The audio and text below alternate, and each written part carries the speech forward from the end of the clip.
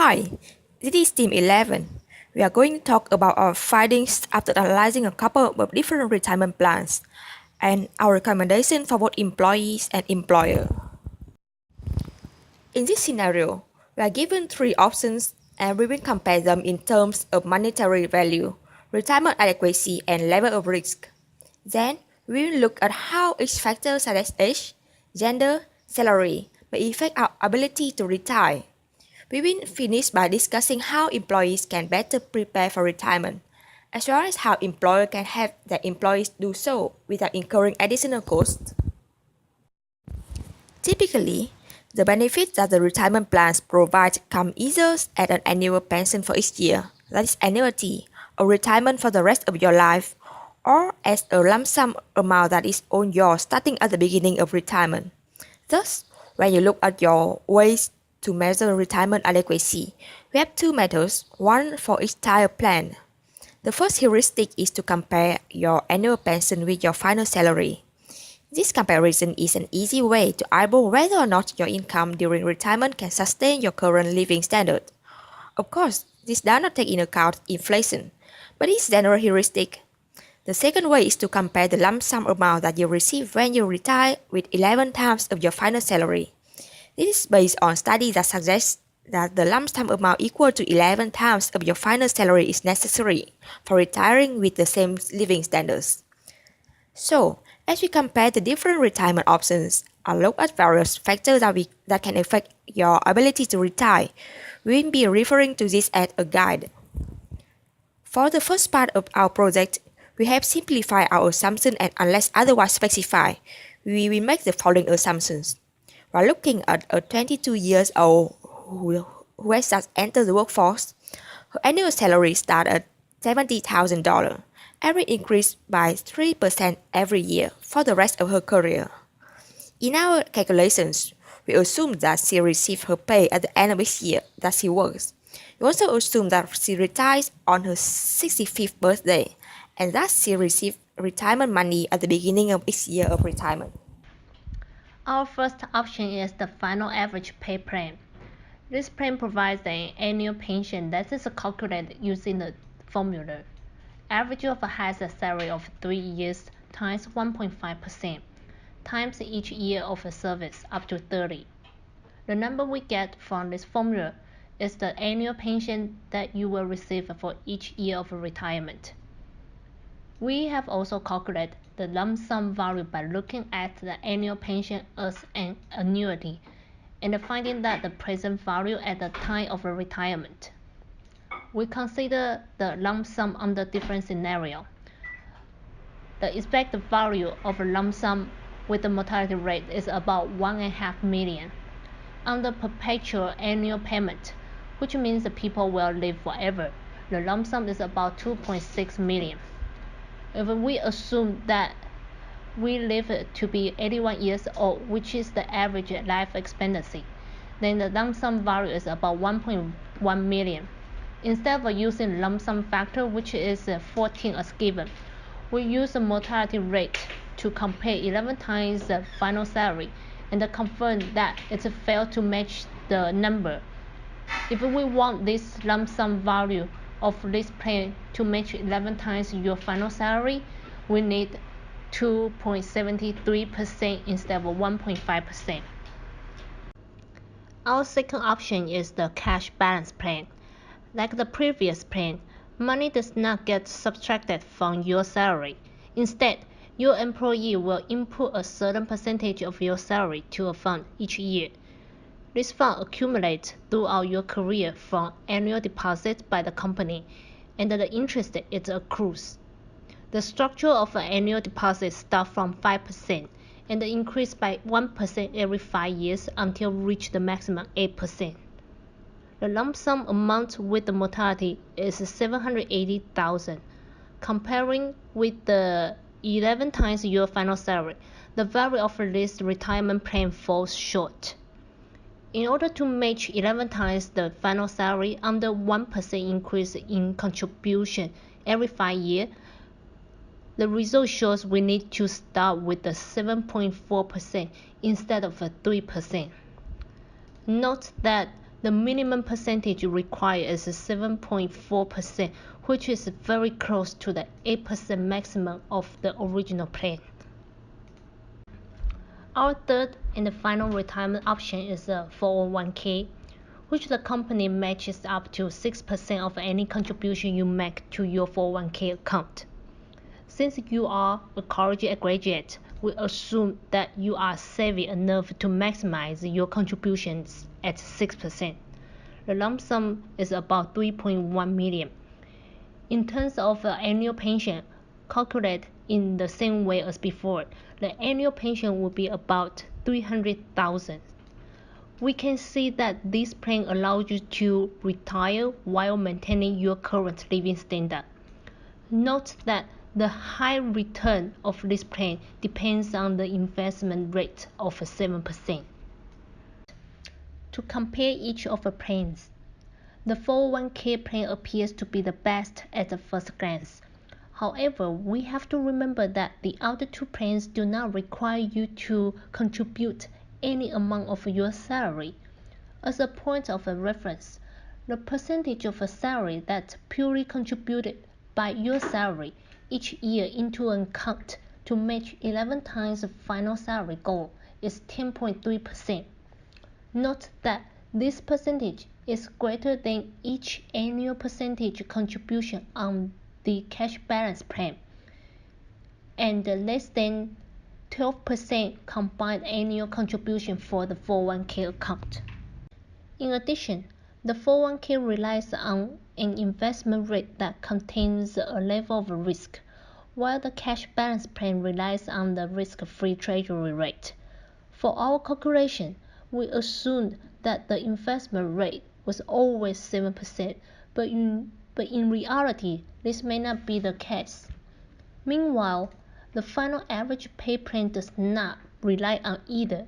So whichever plan you choose also depends on the amount of risk you would like to take on. We should also consider where the contribution comes from. Even though 401k has the highest average return, employees pay half of the contributions from their own pocket. The other two plans have a low expected lump sum, but all contributions are purely from employers. Now we will look at what happens if our initial assumptions change. We will consider mortality, age, salary, and gender. In our calculations, we looked at how mortality affects retirement adequacy. For option 1, there is a set annual pension for the rest of your retirement regardless of how long you live.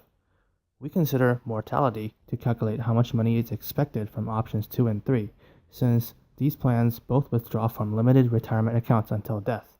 In general, the longer you're expected to live, the less money you're expected to have each year from the accounts. This means that the expected number of payments affect plans that use accumulated funds.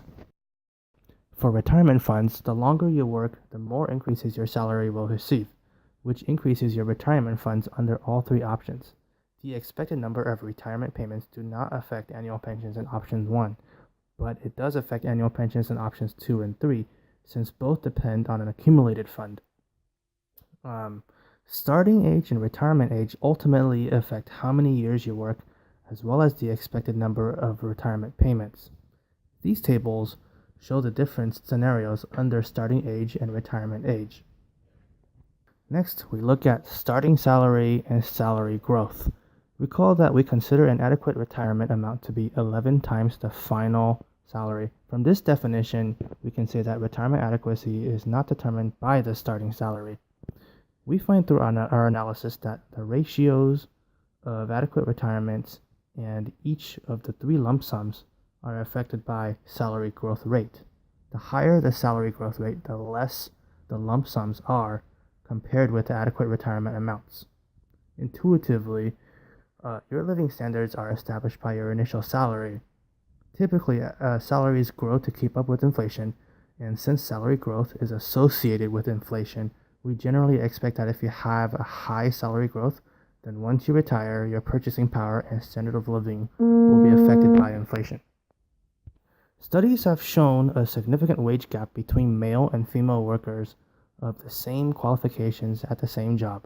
In our analysis, to look at gender, we assume that both genders earn the same salary. We refer to the mortality tables to find that, on average, females are more likely to live longer than males.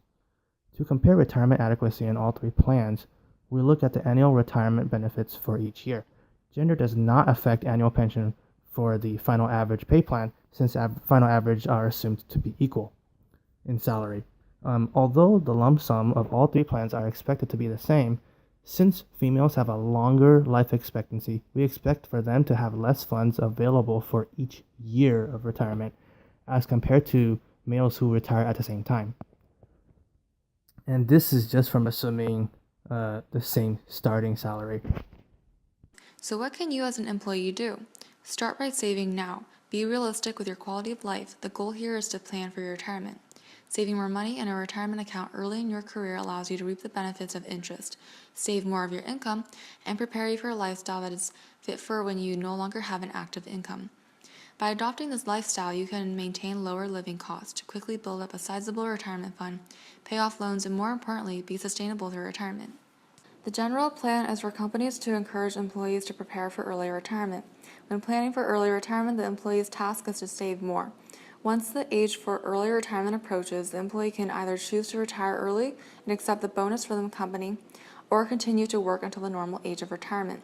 The employee would make this decision based on how much they were able to save up to then. If the employee decides that they are not ready yet to retire, they forfeit the early retirement bonus and continue to work to age 65. In this case, the company does not incur any additional cost, and additional years of service will serve as a buffer. What the employer can do to encourage early retirement is to compensate for the cost of early retirement in the form of a bonus. The company can afford this bonus because early retirement means the company no longer pays as many years of salary to this employee.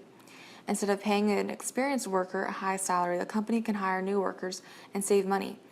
The employer no longer has to contribute to the employee's retirement plan and the cash balance plan and the 401k. If the employee chooses the final average pay plan, the final average salary would be less with early retirement, and so the company would pay a lower annual pension. However, we do have to consider that the increased duration of retirement means that the company will have to pay more annual pensions. An additional cost of early retirement would be early retirement penalties associated with withdrawing money from your retirement account or Social Security before age 65. Depending on the retirement plan the employee chooses, companies can calculate the amount of money they save if the employee chooses early retirement and uses some or all of that towards an early retirement bonus that compensates for an employee's cost of early retirement. The employer can replace their original 401k plan with an alternative that provides incentive for workers to contribute more each year. The original plan offered 100% company matching up to 6% contribution. If the company offers something along the lines of 50% matching up to 12% contribution, the employee would be incentivized to save 12% of their salary instead of 6%. Meanwhile, the company still contributes the same amount as before. However, the downfall of this plan is that in the event that the employee is unable to contribute 12% for whatever reason, the amount contributed by the employee would decrease and the employee would be less prepared for retirement. Student loans or mortgage payments could be reasons why employees are unable to contribute up to 12%. Our final suggestion to employers is to invert the percentages of contributions in the cash balance plan. We utilize the idea of front-loading in which saving more early on allows for interest to build up. Our method works mostly because the treasury rate is 4% and is greater than the salary growth rate of 3%. Our proposed plan yields a greater accumulative value, so the employee will have more retirement funds on the same salary and same living standards. From the economic point of view, the opportunity cost of capital is equivalent to the accumulative value. This way of estimating the company's cost looks at the cost of one employee's retirement account over the lifetime of that individual. Instead, we will look at the cost in terms of the company's annual budget. For simplicity, we assume that the company's employees are uniformly distributed with respect to years of service and have the same starting salary. The annual cost of the company is how much it has to set aside in its budget for the retirement accounts, and this is what we refer to as the sum of employer contributions, in which we don't take into account the time value of money because we are only looking at the cost of our company at a given year. If the distribution of workers is uniform each year, then the annual cost will remain the same, so we can compare the cost of a single year. The sum of employer contributions would decrease in our proposed cash balance plan, because under this plan, the company contributes a greater percentage of the employee's salary when the employee's salary is lower.